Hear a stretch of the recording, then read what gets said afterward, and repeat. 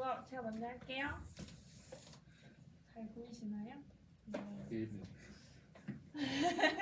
자, 우선 나눗셈 연산자는 이렇게 슬래시로 표현이 되고 좀 크게 나누자면 세 가지의 경우로 나눠볼 수 있는데 첫 번째는 피연산자 중에서 적어도 한 개가 실수인 경우, 그리고 두 번째는 피연산자 모두가 정수인 경우, 그리고 마지막에는 나누는 수가 0인 경우로 이렇게 나눠볼 수가 있어요.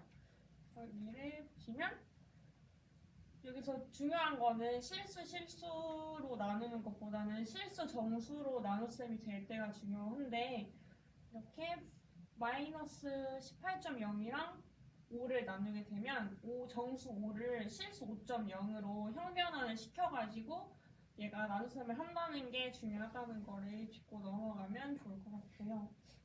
그리고 두 번째는 두 가지가 다 정수인 경우에서는 몫의 값이 나온다고 하면 이해가 쉬운데 18이랑 18이랑 5를 나누면 원래는 3.6이 나와야 되는데 왜 다들 웃으시죠? 발음에 조금 유의해주시면 좋을 것 같아서. 그래서 3.6이랑 그러니까 18이랑 5를 나누면 수학적인 계산의 값은 3.6인데 이 C++에서는 몫인 3을 결과값으로 출력을 해준다는 것이 중요하고, 더 중요한 거는 이제 음수로 나누었을 텐데 파이썬의 경우에서는 이렇게 마이너스 무한대 쪽으로 더 가까운 정수로 나오는데, 예를 들어서 마이너스 3.6이면 마이너스 무한대 더 가까운 마이너스 4로 변환을 해주지만 C++ 경우에서는 그냥 소수점 이하를 싹 다 버리고 마이너스 3으로 출력이 된다는 게 중요합니다. 그리고 마지막으로 그러니까 나누는 수가 0인 경우에는 두 가지를 볼 수 있는데, 피제수가 0이 아닌 경우에는 여기 인피니티 결과가 나오고요. 그리고 피제수도 둘 다 0.0 나누기 0.0이면 넌 값이 나오는 게 그렇게 됩니다. 여기까지 나눗셈 연산자입니다. 누가 할까요? 이어서 나머지를 하는 게 나을 것 같아요. 나머지를 일단 설명해드리자면요. 나머지 연산은 이렇게 퍼센테이지로 되는데 이게 모듈이거든요.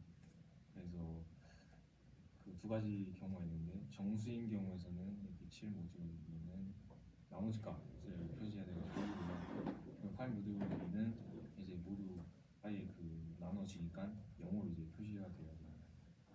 그래서 실수의 경우에는 바로 입력하시면 안 되고 홈 유별 가로 그리고 리메인더 가로 이렇게 해서 가지고 입력하셔야지 실수를 입력할 수 있습니다. 그래서 이제 그 더블 자료형이었을 때는 홈 유별 가로형 이거 입력해야 되고, 그리고 플러트 자료형일 때는 뒤에다 F 문자 하나 더 추가해야 되고, 그리고 롱 더블 자료형일 때는 뒤에다 L 문자를 추가해야 됩니다. 그리고 이제 이걸 활용해서 정수의 홀짝 검사를 할 수 있는데요. 그래서 if문 한 다음에 만약에 n이 그 2로 나누었는데 0 값이 이제 나눠진다 하면 이게 그 짝수인 값은 이븐 넘버가 되고, 그리고 홀수면 다른 값이 나온다. 그래서 else 문도 이렇게 있습니다. 그리고 정수의 이제 배수도 검사할 수 있는데, 만약에 if n이 2로 바로 나눠지면 2의 배수, 그리고 n은 멀티플 오브 2 해가지고 2의 배수다라고 검사가 되고요. 그리고 또 만약에 2를 5로 바꿨는데 멀티플 오브 5다 하면 똑같이 5의 배수로 적용할 수 있습니다. 네. 제가 할게요. 네. 제가 할 파트는 이제 비교 연산자로, 비교 연산자는 인풋이 anything이고 아웃풋은 이제 보일대소로 리턴되는 형식의 연산자를 가지는데요. 비교 연산자에는 같다, 다르다, 뭐뭐보다 크다라는 세 가지 형태로 이루어져 있으며, 계산하는 방식은 이제 여기 표에 보시는 대로 적혀 있고, 그래서 비교 연산자 같은 경우는 이제 연산하는 과정에서 주의하게 되는데, 연산 과정 자체는 왼쪽에서부터 이루어지기 때문에 쓸 때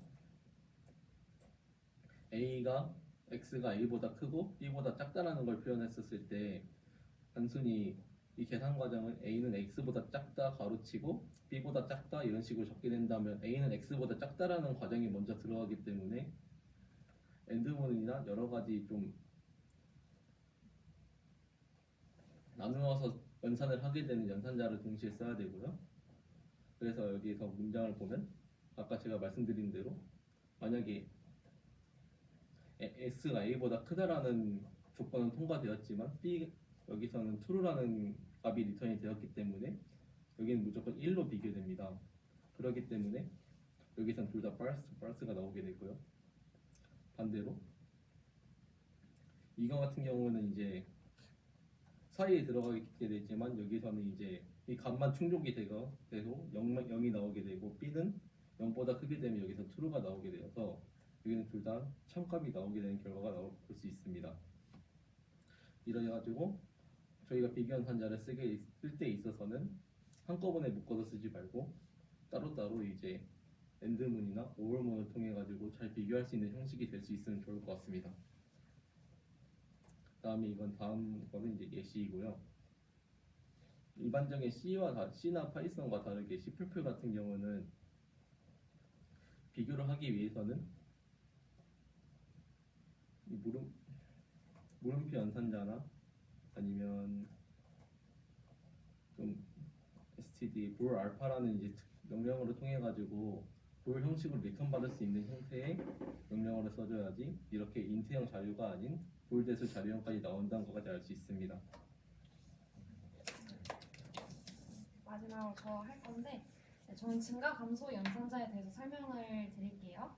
일단 증가 감소 연산자라는 건 말 그대로 증가시키고 감소시키는 연산자인데 크게 전위 증가 연산자, 전위 감소 연산자, 후위 증가 연산자, 후위 감소 연산자 이렇게 4개가 있습니다. 표시는 증가 연산자의 경우에는 플러스를 붙이고 감소 연산자는 마이너스를 붙이게 되고요. 그리고 전위 같은 경우에는 이제 연산자를 앞에 표시를 하고 후위 같은 경우에는 뒤에 표시를 하게 됩니다. 일단 크게 전위 연산자랑 후위 연산자랑 둘 다 똑같이 플러스 1이 된다, 마이너스 1이 된다인 점은 같은데 그 차이점은 뒤에서 다시 설명해 드리도록 하겠습니다. 네, 그래서 이제 증가 연산자로 예를 들어보자면 플러스 A는 A에 플러스 1을 더한다라는 뜻이 되고요. 감소 연산자 같은 경우에는 반대로 마이너스 1이 된다. 이런 뜻으로 받아들이면 될 것 같습니다. 그래서 이제 계산을 하자면 전위 연산자부터 우선 설명을 드릴게요. 여기서 좀 차이점이 있는데 전위 연산자 같은 경우에는 우선 연산을 수행을 하고 그 다음에 수식에서 사용을 하게 됩니다.